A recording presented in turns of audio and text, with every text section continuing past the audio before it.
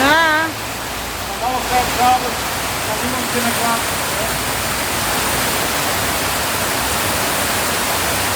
Oh, yo, yo.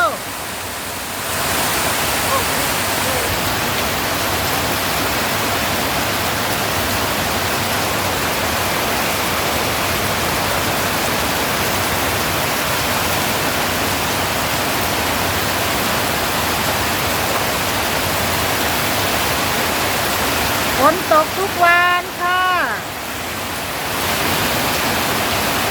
พอดีกับต้นไม้ที่ปลูกใหม่ค่ะโอ้ยพอดีครับต้นไม้ปลูกใหม่เนาะค่ะเนาะ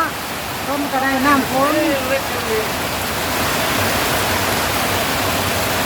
Stel je klaar dat we overleven, deze vrede. België is alleen maar diertjes. Wagen.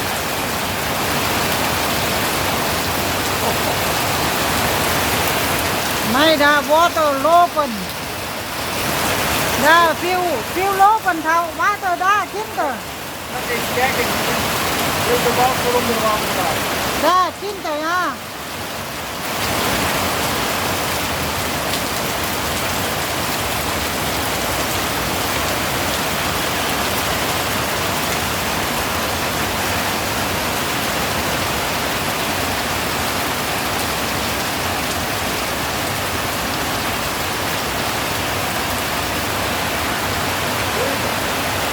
Ja,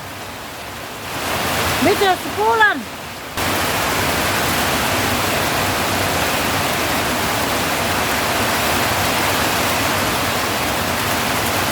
น้ำฝนใช้ดีนะคะน้ำฝนนี้ใช้ได้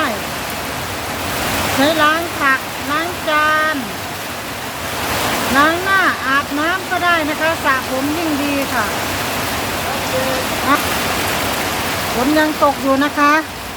ตกแรงมากเลยดีใจ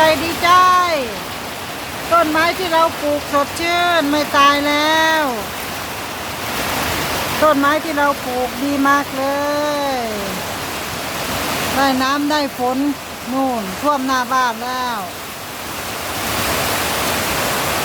ถนนหน้าบ้านน้ำไหลผ่าน